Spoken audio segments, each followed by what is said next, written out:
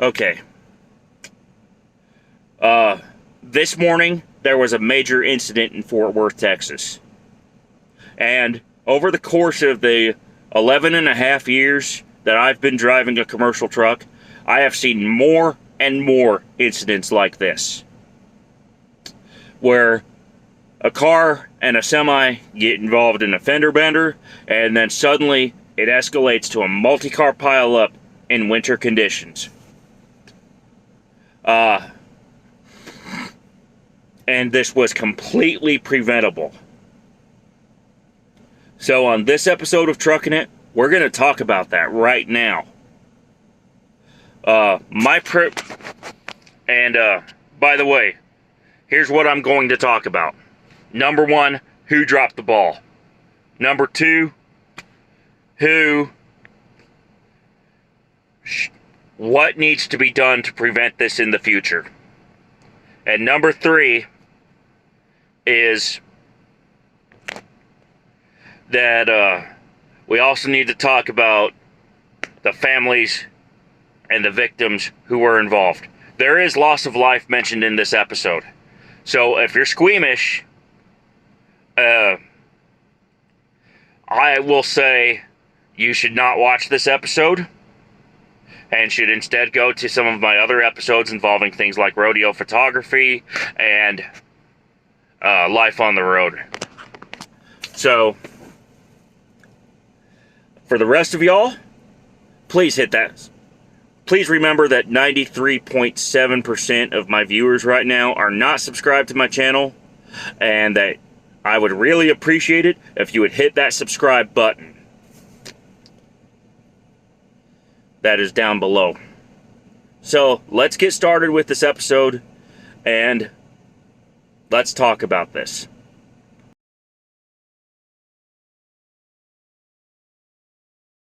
Okay, let's set up the scenario. 3 days ago, 2 meteorologists at an NBC television station here in Fort Worth, Texas, who have a combined 75 years of meteorology experience, namely Doppler David Finfrock and Chief Meteorologist Rick Mitchell, were starting to see stuff on their computer screens that was indicating trouble ahead. At the same time, the meteorologists at the National Weather Service were also seeing this stuff, showing up in the computer models, in the Futurecast, etc. So, the National Weather Service went ahead and issued a winter weather advisory for ice for this morning. So that's what happened on Monday night and Tuesday. Texas Department of Transportation got their salt trucks and plows out, started lighting up their message boards saying, hey, there's the potential for icy spots. And on Tuesday morning when I left out of town, there was definitely freezing fog between Fort Worth and Sulphur Springs. And then once I got out of Sulphur Springs, the road started to clear up. The fog still continued, but the temperature got warm enough to where ice was no longer a danger. So I was able to continue my run to the Arkansas state line, and then Arkansas started to get people aware of what was going on in their state by sending a wireless emergency alert to the cell phones,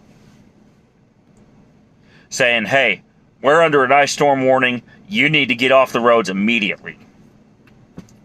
I was able to get detoured, no problem. Except for the fact that my co-driver started whining about how it was going to cost an hour, etc. So, that happens. Especially in a team operation, where he's trying to get somewhere, like right when we get back to town, and you know the drill.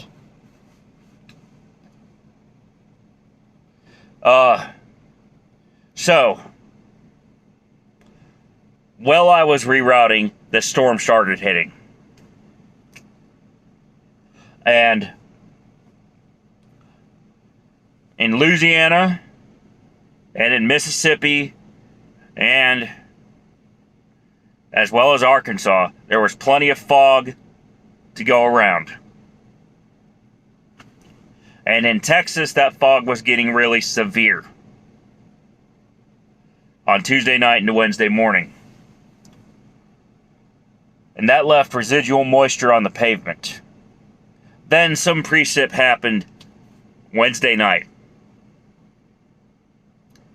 Temperature dropped below freezing. And the storm continued to rage on. At this point, drivers should have been told to stay off the roads. And the media was doing a good job getting the memo out. But it sure as hell didn't get to the line haul managers at some places here in town that operate big trucks. And it sure as hell didn't get to all the commuters and the out-of-state people coming into Texas. So that leads to where the disaster begins. On this morning, a commuter and a big truck got into a wreck because the commuter had spun out and then the big truck was able to stop straight, but then the tires got hung up on black ice. And that led to then as vehicles behind the two started coming to a stop, they started losing their brakes and started slamming into each other. By the time all was said and done, 5 people died and more than 100 vehicles were involved, of which most every single driver had at least some sort of injury.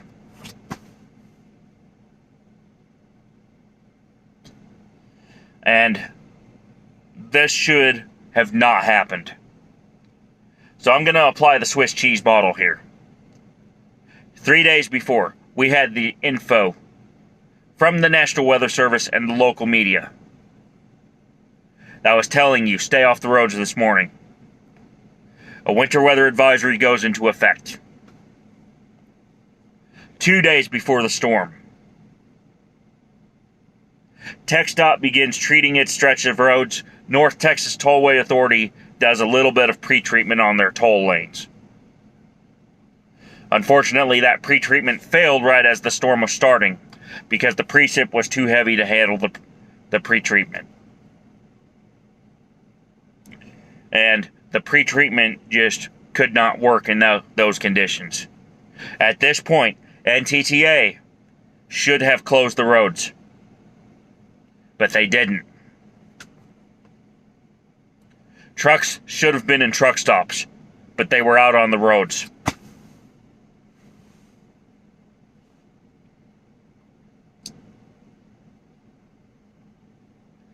And that's partly due to truck stop overcrowding and partly due to the pressure from employers telling drivers to continue on even in bad conditions.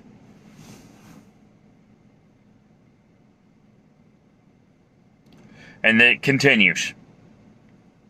Commuters were clearly told by the media not to be out. But not everyone got the memo. They were told to take their time on the morning commute, to use the side streets, and to be very cautious by several people, including NBC5's traffic reporter and weather gal on the morning news, Keisha Burns.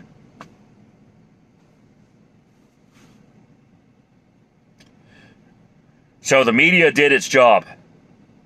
The National Weather Service did its job. TXDOT sort of did its job. I can't say that they completely did it because this crash wouldn't have happened had TXDOT fully done its job. At North Texas Tollway Authority, you did not do your job at all. You should have had those toll lanes closed.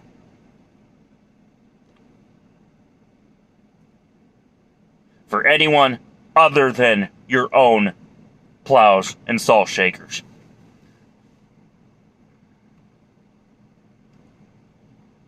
So, now we're going to go ahead and figure out why NTTA did not have their toll lanes closed. And the only way for me to do that is to begin the process of contacting my representatives and my people in the state House and Senate.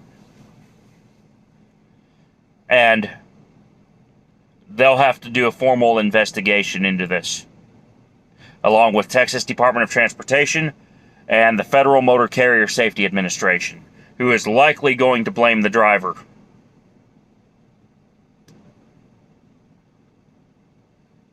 Since obviously FMCSA gets involved anytime there's a big truck involved in an incident, along with the State Highway Patrol. So we're going to leave the crash causes and such to the investigators at this point. But knowing that what happened with the Swiss cheese model, here's what I need you to know. Number one, if you do not know your rig or your vehicle, or you're not comfortable driving it in the conditions that you are in, you need to stay home or stay off the roads.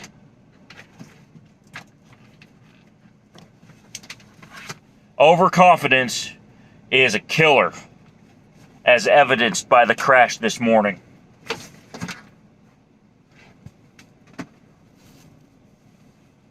Number two, it takes a large truck like mine more than a mile to stop on ice, or roughly 2.5 kilometers for you people who do the metric system.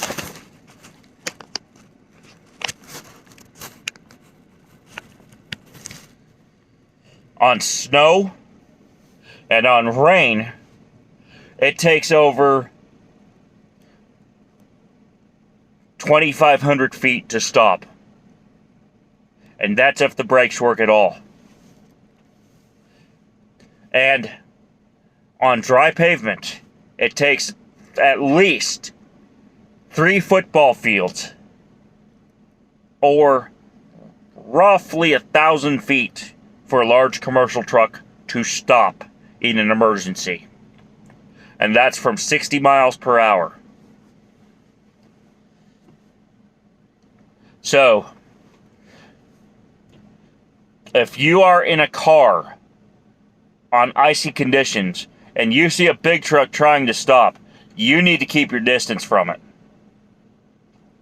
Don't try to cut it off. Don't try to pass it. Stay behind it and stay well back, because you don't know what's going to happen with that trailer. And that's the critical factor. Because once those brakes lock up, it's game over. If you've never learned about the 7 deadly skids, you need to look those up. Because those can all happen on ice. If you're a trucker and you're not getting informed about the weather conditions and the traffic because you're too busy watching pornography on your phone or listening to stuff that is not important, you need to look at yourself in the mirror, and you need to figure out what you're doing wrong. In addition to that, I would strongly advise you to go through some refresher training, whether it be online or at a CDL school every now and then. Or maybe your company sponsors some. Definitely take the classes on winter driving and on how to work the various safety features of your truck. And that leads me into another issue in the Swiss cheese model. Inadequate driver training. I mean, the state that I moved from required 160 hours of classroom and behind the wheel time. That takes over 4 weeks just to get the license. The state that I live in now doesn't require as much. But some of that training is woefully inadequate, because you're teaching drivers how to shift gears smoothly, how to pass the test, but you're forgetting to teach them how to handle the worst case scenarios and the emergencies.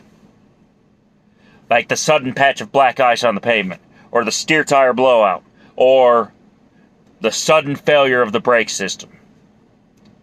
3 things I've had happen in my career. Because there's only so much you can learn from a book.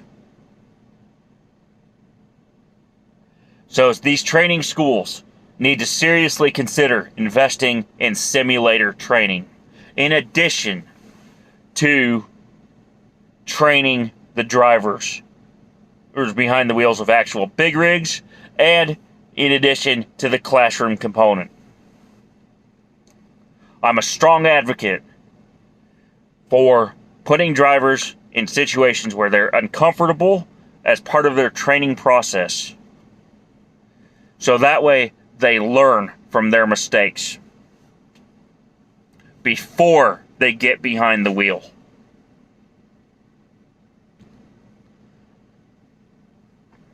So, with all that said,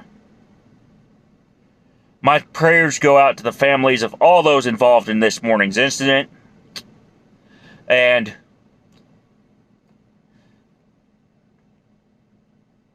therefore, I will ask politely.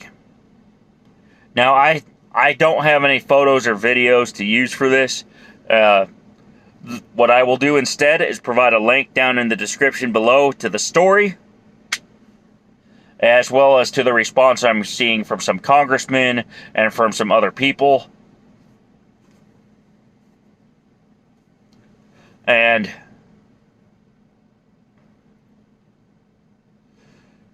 I would encourage y'all, if you have the chance, to refresh your training on winter driving every year, and to make sure you know how to handle your truck when the emergencies happen, so that you don't end up a victim of your own ignorance,